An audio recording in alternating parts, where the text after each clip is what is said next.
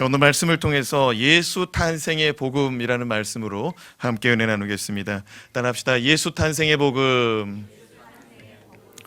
오늘 말씀은 예수 그리스도의 탄생에 대하여 아주 구체적으로 역사적인 정황까지 함께 기록하고 있습니다. 1절에서 2절 말씀 우리 같이 읽어보겠습니다. 1절에서 2절 말씀 시작. 그때 가이사 아우구스토가 영을 내려 천하로 다 호적하려 하였으니 이 호적은 구레뇨가 수리아 총독이 되었을 때 처음 한 것이라.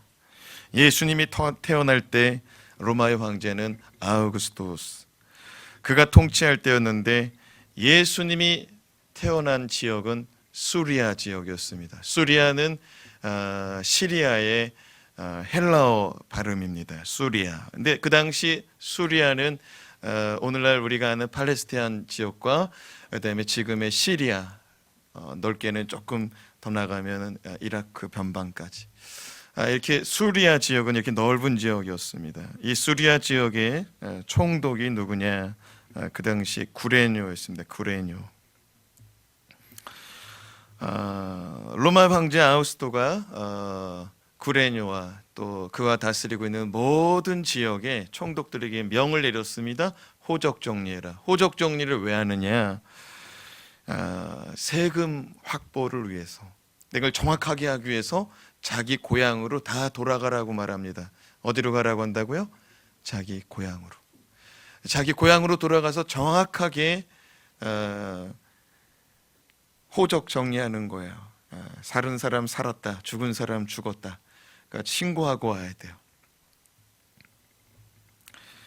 세금을 확보하기 위한 아주 친밀한 로마 황제의 방법이었습니다. 3절에서 4절 말씀도 같이 읽어보겠습니다. 3절에서 4절 시작.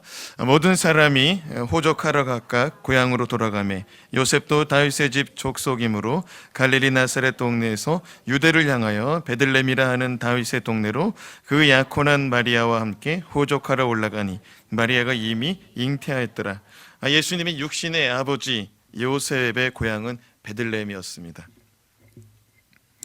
당시 예수님의 육신의 어머니 마리아는 요셉과 약혼한 상태였기 때문에 요셉의 집안으로 이제 시집가는 것이기 때문에 요셉의 집으로, 요셉의 고향 집으로 이제 호적하러 가는데 마리아가 지금 어떤 상태였대요? 이미 잉태한 상태, 임신한 상태였다라고 말합니다. 생각해 보세요. 갈릴리 나사렛에서 베들레헴까지는 120km가 넘는 거리입니다. 120km가 넘는 거리인데 배가 산만해요.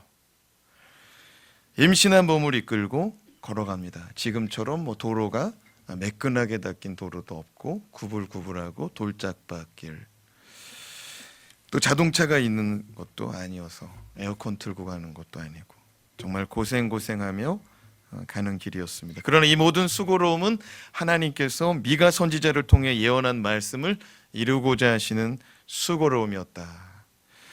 미가 선지자를 통해서 예수님 뭐라고 말씀하셨냐? 미가서 5장 2절 말씀 같이 읽겠습니다. 베들레헴 에브라다야, 너는 유다 족속 중에 작을지라도 이스라엘을 다스릴 자가 내게서 내게로 나올 것이라. 그의 근본은 상고에 영혼에 있느니라.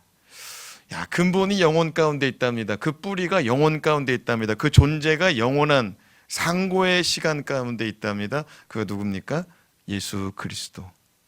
영원한 시간 가운데 우리를 다스리고 통치하시는 예수 그리스도. 그가 베들레헴 유다 땅에 태어난다라고 말씀하고 있는 것입니다. 마침내 요셉과 마리아가 베들레헴에 도착하고 아기 예수가 탄생합니다. 이 소식을 천사가 목자들에게 전하는데 뭐라고 전하냐면은 큰 기쁨의 좋은 소식이다. 큰 기쁨의 좋은 소식을 천사가 목자들에게 전해줍니다. 10절 말씀을 같이 읽어보겠습니다. 시작. 천사가 이르되 무서워하지 말라. 보라, 내가 온 백성에게 미칠 큰 기쁨의 좋은 소식을 너희에게 전하노라. 따라합시다. 큰 기쁨의 좋은 소식. NIV 영어 성경도 동일하게 Good News of Great Joy라고 말합니다. 큰 기쁨의 좋은 소식. 복음이라는 말 자체도 한자로 보면은 복된 소리, 복된 말씀, 또 복된 소식입니다. 자, 그렇다면 예수 그리스도의 탄생의 복음, 오늘을 살아가는 우리에게 어떤 의미를 전해주고 전달하고 있을까요? 이 복음이. 첫 번째, 복음은 낮은 사람에게 임하는 은혜입니다. 따라합시다. 복음은 낮은 사람에게 임합니다. 7절 말씀을 같이 읽겠습니다. 시작. 첫 아들을 낳아 강보로 싸서 구유에 뉘었으니 이는 여관에 있을 곳이 없음이로라. 때는 많은 사람들이 호적하러 한꺼번에 몰려들고 있었습니다. 어느 곳이나 사람들이 몰려들면 숙소가 모자라기 마련입니다. 그러나 예나 지금이나 부유한 사람들은 분명히 방을 구했을 거예요. 웃돈을 얹어서라도 방을 구했을 것입니다. 그리고 권세 있는 유력한 사람은 아마도 굳이 예약을 하지 않아도 사람들이 찾아왔을 겁니다. 높은 사람에게 찾아와서 이렇게 말했을 거예요. 이번에 호적하러 오실 텐데 우리 집에 좀 한번 찾아와 주세요. 우리 집에서 당신을 모시고 싶습니다. 그러나 마리아와 요셉은 그런 형편이 아니었습니다. 아무도 그들에게 방을 제공해 주지 않았습니다. 마태복음 8장 20절에 보면 예수님은 공생의 기간 중 이런 말씀도 하셨습니다. 같이 읽어보겠습니다. 예수께서 이르시되 여우도 굴이 있고 공중의 새도 거처가 있으되 인자는 머리 둘 곳이 없다 하시더라. 예수님은 태어날 때도 짐승들의 먹이통으로 쓰여지는 낮은 곳에 태어나셨습니다. 그런데 공생에 사역하는 기간 동에도 집이 아닌 들에서, 동굴에서, 나무 아래서, 어느 때는 성도들이 자기 집을 내어주어서 하룻밤 묵는 정도지 어디 숙소를 정해놓고 다니시는 분이 아니었다는 것이죠. 한마디로 예수님은 노숙자, 우리 고말몬 이름이 노숙자인데 노숙자 생활했던 거예요. 사랑하는 여러분, 예수님의 탄생을 알리는 복음의 소식 처음 들은 사람들 어디에 있었는 줄 알아요? 8절에서 10절 말씀을 보면은요, 들판에 있었다고 말합니다. 자, 8절 말씀을 먼저 읽어봐요. 시작. 그 지역의 목자들이 밤에 밖에서 자기 양떼를 지키더니. 어디서 자기 양떼를 지켰대요? 밖에서. 당시 대부분의 부자들은요, 자신이 직접 양을 기르는 것이 아니라 양을 전문적으로 관리하는 목자들에게 맡겼어요. 그래서 예수님이 싹군에 대한 말씀을 하셨어요. 뭐에 대해서 말씀하셨다고요? 싹군. 우리가 하나님의 일꾼인데 싹군처럼 일하지 말아라 라고 말씀하셨거든요. 싹군이 뭐냐면 싹을 받는 일꾼이에요. 그러니까 남의 양, 남의 염소, 남의 나귀, 남의 낙타를 전문으로 기르는, 월급 받고 기르는 그런 일꾼이 있었던 것이죠. 여러분, 예나 지금이나 지금 밖에서 그것도 날을 새면서 거처도 없이 그냥 양들 틈바구니에서 일하는 이런 직업은 힘든 일이죠. 그때도 힘든 일이었어요. 그러니까 우리는 예수님의 목동이다, 목자다, 우리의 목자 되신다. 이게 낭만으로 다가오는데 사실은 힘든 일이에요. 날을 새는 일이고 집에 몇 번 정도 들어가는 일이에요. 다 바깥에서 생활하는 거예요. 예수 탄생 첫 번째로 들은 사람들은 밖에서 일하고 잠도 제대로 못 자는 쪽잠 자는, 그리고 냄새나는 짐승들 그 틈바구니에 서 있는 그 목자들이 처음 예수님의 복음을 들었다는 거예요. 우리가 생각할 때는 이게 복음이 정말 귀한 소식이고 정말 좋은 거라면 왕에게, 또 권세자들에게, 부유한 자들에게 먼저 갈 것 같은데 복음은 낮은 자리에 있는 사람들에게 왔다는 거예요. 예수님도 정말 거룩한 이런 황실에서 태어난 게 아니잖아요. 호텔에서 태어난 것도 아니고, 또 여러분들의 집에 안방에서 거실에서 태어난 것도 아니고, 짐승들이 먹고 자는 곳에서 태어났다는 거예요.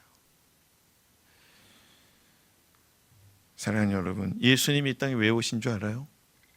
우리 가운데 거하시기 위해서 오신 줄로 믿습니다.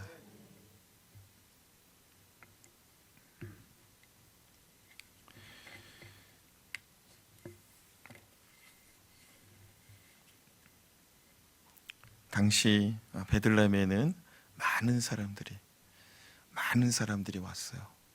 신분의 높고 낮음 상관없이 많은 사람들, 배운 자나 못 배운 자나 가진 자나 못 가진 자나 상관없이 많은 사람들이, 모든 사람들이 와 있었어요.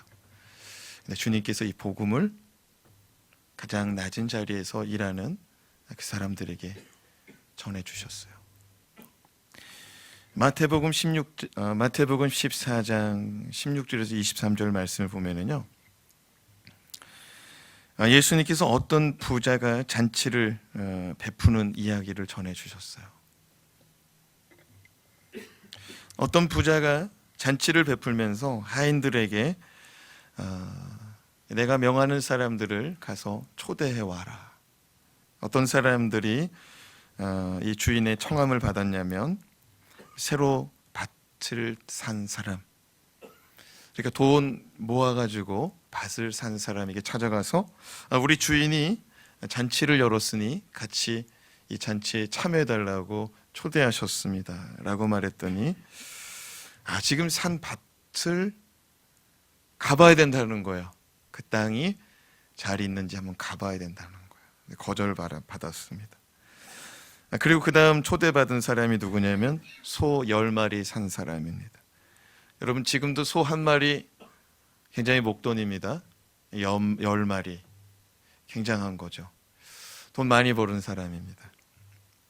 초대했더니 뭐라고 그러냐면 새로 산 소 한번 끌고 나가봐야 된다는 거예요. 기운이 있는지 없는지, 쟁기질을 잘 하는지 못하든지 한번 살펴봐야 되는 거예요. 그 다음번에 초대받은 사람이 누구냐면은 방금 전에 장가간 사람이에요. 장가간 사람 가서 초대했습니다. 그랬더니 나 지금 장가갔기 때문에 못 간다는 거예요.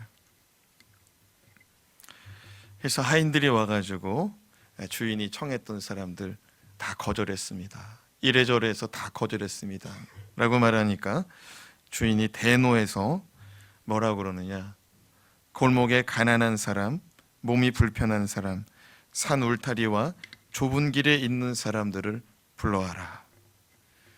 그렇습니다. 복음은 가난한 마음 가진 사람들이 초대받고 영접하는 거예요. 부유한 사람들은 이 복음이 필요가 없어요. 하나님은 우리를 너무나 잘 아십니다. 우리는 부족함이 없을 때 하나님 안 찾아요. 건강이 부족한 사람은 주님께 매달립니다. 건강 달라고, 살려달라고 매달립니다. 시험을 앞둔 자도 주님께 도와달라고 매달립니다. 부족하면 절실하게 찾게 되는 것이 복음입니다. 삶의 모든 영역이 부유한 자는 천국이 필요 없어요.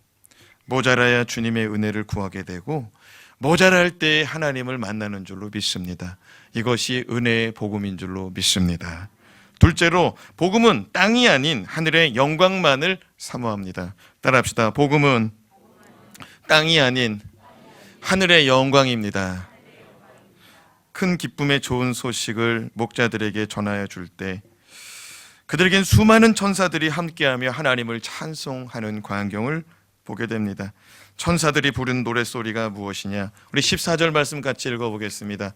시작. 지극히 높은 곳에서는 하나님께 영광이요 땅에서는 하나님이 기뻐하신 사람들 중에 평화로다 하니라. 예수님의 출생은 하나님께 영광스러운 일이었습니다. 그리고 땅에 있는 사람들에게는 평화의 복음, 기쁨의 소식이었습니다. 하지만 가만히 생각해 봅시다. 우리는 가문의 영광이라고 할 때, 우리가 가문의 영광이라고 말할 때 어떤 상황 속에서 이런 표현을 씁니까? 출세하고 잘 될 때, 크게 성공하고 번성할 때 가문의 영광이다, 이런 표현 쓰지 않습니까? 근데 예수님은 어떤 상황이에요? 하늘의 보좌 가운데 계셨습니다. 천국의 도로 포장재가 황금길입니다. 성이 얼마나 넓은지 12대문이 있었습니다. 대문마다 진주로 장식해놨어요. 천국은 생명시냇가가 흐르고 있고 생명시냇가 옆에는 생명나무들 열매가 주렁주렁 맺혀 있습니다. 온 땅, 온 우주 만물 다스리고 통치하는 자리에 있는데 지금 어디에 오셨어요? 짐승집, 짐승집이라고 해야 되나요? 짐승의 움막, 그것도 말구유에 났어요. 사진 하나 볼까요? 저 아이가 성탄의 시즌 앞에 태어나서 보여주는 거예요. 저 아이가 어디에 지금 있어요? 저 아이가 지금 베이비박스라고 해야 돼요? 뭐라고 그래야 돼요? 아기 침대라고 그래야 되나? 저기 이렇게 누워 있어요. 근데 예수님은 어디 누워져 있느냐? 예수님은 짐승 밥그릇에 태어났어요. 짐승 밥그릇에. 누울 자리가 없어서.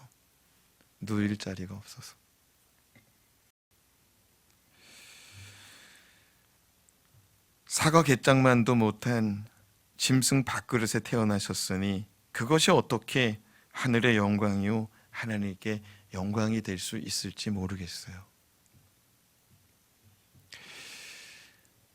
우리는 대학 떨어지면 큰일 납니다. 직장 떨어지면 큰일 납니다.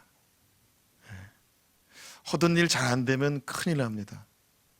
근데 예수님은 세상 사람이 봤을 때는 어마어마하게 실패한 자리, 조금 이상한 자리에서 태어났어요.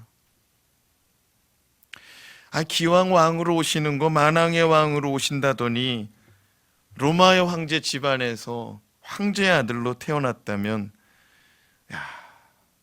실크 비단으로 된 그런 옷을 입혀주고 많은 사람들 축하받았을 텐데 냄새나는 자리에서 태어나셨어요. 적어도 유대 총독, 유대 분봉왕 헤로덱에서 났다면 더 좋았을 텐데. 여러분, 하나님께 영광은 세상 권세의 자리에 오른 것도 영광이지만 말씀대로 살아가는 것이 영광인 줄로 믿습니다. 예수님 말씀대로 베들레헴에 오셨어요. 말씀대로. 예수님은 하나님 아버지의 말씀을 그대로 이루시기 위해서 오셨습니다. 하나님의 말씀이 부도나지 않도록. 거짓, 선심성, 이제 선거 공약이 많이 나올 텐데 선심성 발언도 아니었어요. 예수님은 그냥 그거 이루시기 위해서 오신 줄로 믿습니다. 다 이루시기 위해서, 약속 지키려고. 아버지의 말씀이 부도나지 않도록. 자녀들이 부모의 말을 가볍게 여기면 그 집은 소망이 없습니다. 그러나 자녀들이 부모의 말씀을 마음에 새기고 살아간다면 그 집은 소망이 있습니다. 성경에서 복음을 가장 명확하게 기록한 말씀을 찾는다면 고린도전서 15장 사도 바울이 말한 복음일 것입니다. 고린도전서 15장 1절에서 4절 말씀, 이게 성경이 말하는 복음, 복음이 여러 가지가 있잖아요. 우리가 복음을 설명할 때 여러 가지 설명을 할 수가 있는데, 그래도 명확하게 설명된 것을 찾는다면 고린도전서 15장 1절에 4절에 같이 읽어봅시다. 형제들아, 내가 너희에게 전한 복음을 너희에게 알게 하노니 이는 너희가 받은 것이요 또 그 가운데 선 것이라. 너희가 만일 내가 전한 그 말을 굳게 지키고 헛되이 믿지 아니하였으면 그로 말미암아 구원을 받으리라. 내가 받은 것을 먼저 너희에게 전하였노니 이는 성경대로 그리스도께서 우리 죄를 위하여 죽으시고 장사 지낸 바 되셨다가 성경대로 사흘 만에 살아나사. 그래요. 사도 바울이 받은 복음, 사도 바울이 받아가지고 다시 전한 복음이 뭐냐? 예수님께서 기록된 말씀대로 우리 죄를 위해서 죽으시고 장사 지낸 바 되었다가 성경 말씀대로 사흘 만에 다시 살아나신 것, 부활의 첫 열매 되신 것이 복음인 줄로 믿습니다. 이것이 복음이라고 사도 바울이 증거하고 있어요. 따라합시다. 복음은 말씀대로 오셔서 말씀대로 살다가 말씀대로 죽으시고 말씀대로 부활하신 사건입니다. 우리는 깨달아야 됩니다. 예수님께서 아버지의 말씀대로 오셔서 아버지의 말씀대로 살다가 아버지의 말씀대로 죽으시고 아버지의 말씀대로 다시 살아나셨어요. 하나도 자기의 뜻과 자기의 그런 야망을 펼치려고 하는 것이 없었다는 거예요. 그것이 하나님께 영광이 된 것입니다. 오신 자체가 영광이에요. 할렐루야. 여러분이 만약에 잘 살고 있는데 낮은 자리 가라. 낮은 자리 가라. 그 마음이 편하겠어요? 쉽지 않아요. 어려워요. 그러나 그 자리를 하나님의 말씀을 이루는, 하나님의 말씀대로 살기 위해서 그 자리 간다. 은혜인 줄로 믿습니다. 영광인 줄로 믿습니다. 옆 사람을 축복합시다. 성탄절입니다. 말씀대로 삽시다. 주님은 우리가 복음으로 말미암아 살았으면 좋겠다. 복음으로만 살았으면 좋겠다라고 말씀하십니다. 사도 바울이 이 주님의 말씀을 받들어서 이렇게 조금 더 부연 설명하고 있어요. 고린도전서 9장 14절에서 16절까지의 말씀 같이 읽어요. 시작. 이와 같이 주께서도 복음 전하는 자들이 복음으로 말미암아 살리라 명하셨느니라. 그러나 내가 이것을 하나도 쓰지 아니하였고 또 이 말을 쓰는 것은 내게 이같이 하여 달라는 것이 아니라 내가 차라리 죽을지언정 누구든지 내 자랑하는 것을 헛된 대로 돌리지 못하게 하리라. 내가 복음을 전할지라도 자랑할 것이 없음은 내가 부득불할 일임이라. 만일 복음을 전하지 아니하면 내게 화가 있을 것이로다. 따라합시다. 복음 전하지 않으면 화가 임할 것이다. 이런 각오로 살았다는 거예요. 누가? 바울이. 그러니까 내가 받은 복음 전해야 된다, 이런 마음 가지고 살았는데 오늘 말씀이 뭐냐면 다윗의 자손 예수가 이 땅에 베들레헴 가운데 태어난 것이 복음인데 이 소식 전해야 된다는 거예요. 사랑하는 여러분, 성탄절 우리가 선물 돌리는 날이 아니에요. 메리 크리스마스 정도가 아니에요. 복음 전해야 된다는 거예요. 아멘. 그러니까 무엇하러 절기를 만들어 놨을까요? 무엇하러 우리가 이런 말씀을 들어야 됩니까? 예수 그리스도께서 이 땅에 하나님께 영광 돌리기 위해서, 말씀대로 살기 위해서 이 땅에 임하셨으니 우리도 말씀대로 살고자 힘써야 될 줄로 믿습니다.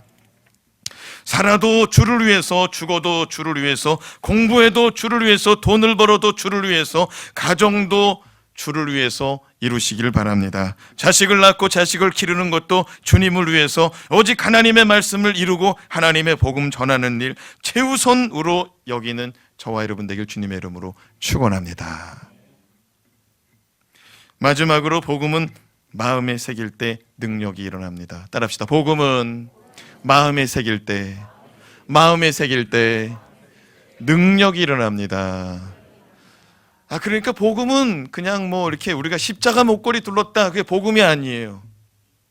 복음은 마음에 잘 새겨야 된다는 거예요. 천사들을 통해서 복음을 접한 목자들은 베들레헴으로 가서 마리아와 요셉을 만납니다. 그리고 구유에 놓인 아기 예수님을 보고 요셉과 마리아에게 천사와 함께한 그 모든 일을 전하여 줍니다. 20절 말씀 같이 읽어봐요. 시작. 목자들은 자기들에게 이르던 바와 같이 듣고 본 그 모든 것으로 인하여 하나님께 영광을 돌리고 찬송하며 돌아가니라. 목자들은 자신들이 보고 들은 것을 마리아와 요셉에게 전하여 줍니다. 그리고 하나님께 영광 돌리고 찬송하고 돌아가요. 어디로 돌아갔을까요? 삶의 자리로 돌아갑니다. 삶의 자리가 어디예요? 그 양틈으로 들어가는 거예요. 다시 들판으로 가는 거예요. 우리가 예배했어요. 다시 삶의 자리에 돌아갈 것입니다. 하나님께 영광 돌리고 하나님의 이 기쁨의 소식, 이 부활의 소식, 이 탄생의 소식 전하는 삶의 자리 되길 주님의 이름으로 축원합니다.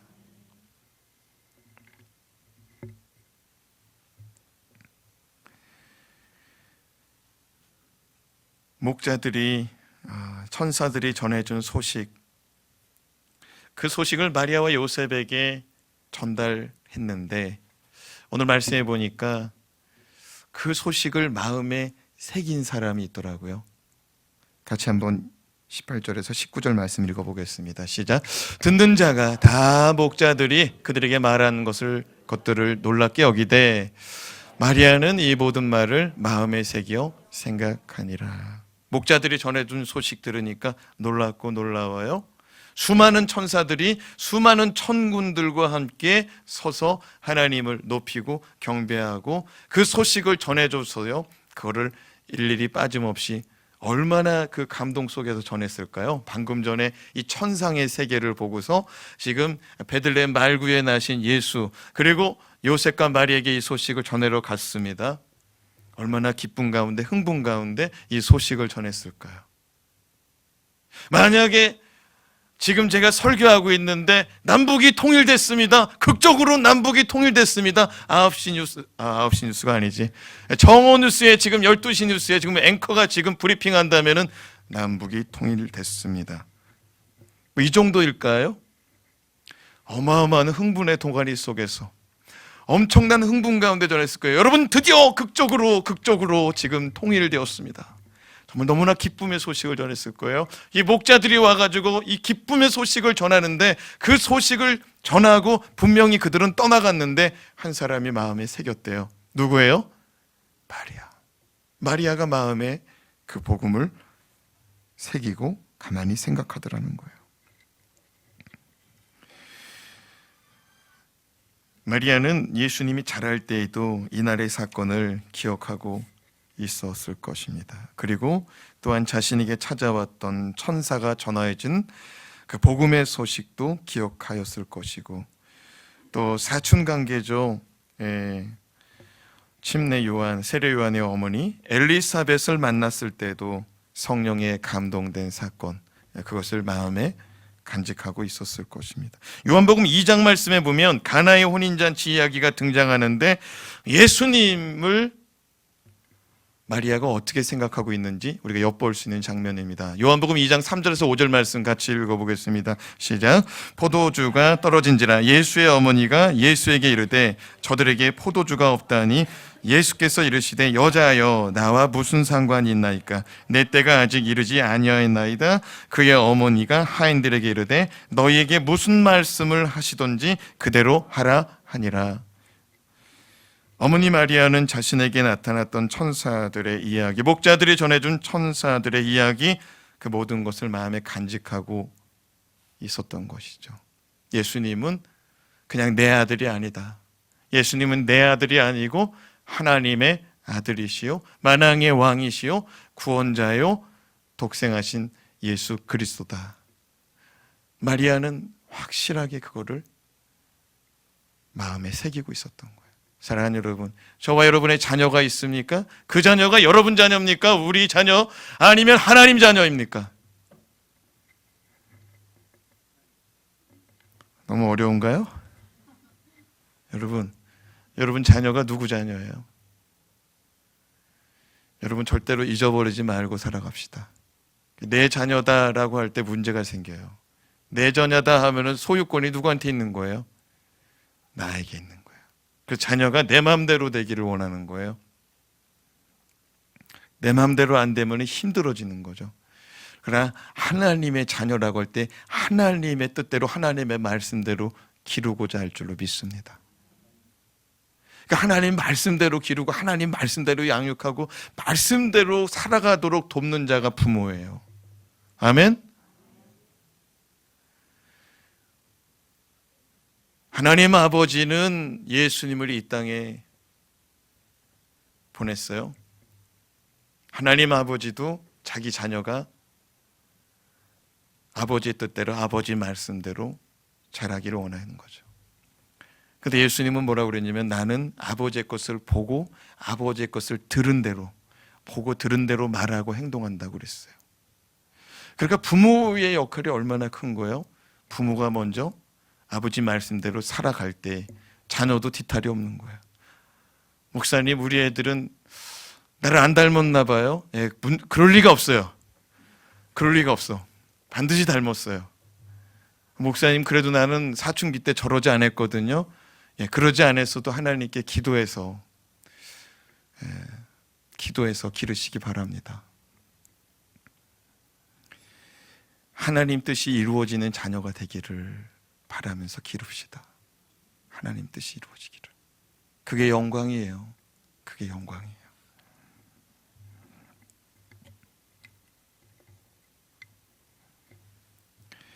마리아는 예수님에 대하여 확신에 찬 목소리로 선포합니다. 너희에게 무슨 말씀을 하시든지 그대로 하여라. 따라합시다. 너희에게 무슨 말씀을 하시든지 그대로 하라. 그대로 하라. 사랑하는 여러분, 예수님 어머니가 예수님에 대하여 그렇게 받아들일 수 있는 것은 지난날 속에서 하나님이 전하여준 천사들을 통해서, 목자들을 통해서 전하여준 소식이 그게 그냥 사람 소리로 안 들렸다는 거예요.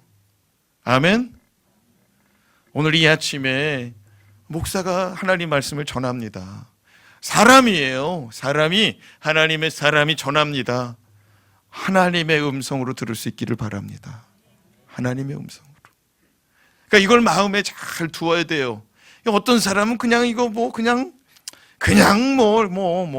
많은 설교 중에 하나, 여러 사람 설교하지 이거 들어도 되고 저거 들어도 되고, 예, 그럴 수 있어요. 그러나 마리아는 그러지 않았다는 거예요. 마리아는 그거를 마음에 잘 새겼다는 거예요. 그걸 마음에 잘 담아두니까 확신에 찬 목소리로 전한다는 거예요. 사랑하는 여러분, 말씀은요, 들으면 들을수록 믿음이 생겨납니다. 아멘? 믿음은 들음에서 난다고 그랬어요. 어느 순간에 저와 여러분이 말씀을 깨달아지고요, 어느 순간 저와 여러분이 그 말씀이 믿어질 때에 능력이 나타난다는 거예요. 아멘? 성탄절은 우리가 인조이하라고 만들어 놓은 날이 아닙니다. 복음을 전하라고 정하신 날이에요. 얼마나 좋아요. 이웃집에 작은 선물을 주면서 예수 믿으세요. 믿는 자나 믿지 않는 자나 공식적으로 이 복음을 받아들이는 날이 12월 25일 성탄절이에요. 안 믿는 사람도 복음을 받아들인다는 거예요. 여러분, 대문에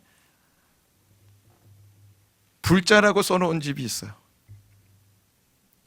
이날만큼은 합법적으로 복음을 전할 수 있는 날이에요. 작은 케이크 하나 사요. 10,000원, 15,000원이면 살 수 있어요. 예수 믿으세요. 오늘 성탄절이에요. 기쁨의 소식을 함께 나누고 싶어요. 전할 수 있기를 바랍니다.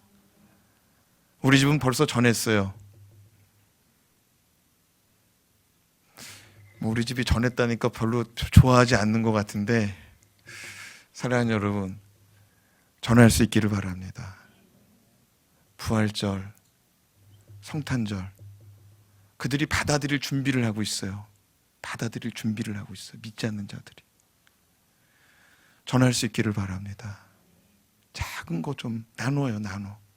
얼마 전에 김장 했으면은 김장 김치도 좀 먹어보라고 그러고. 복음을 전할 수 있는 저와 여러분 되길 주님의 이름으로 축원합니다. 기도하겠습니다.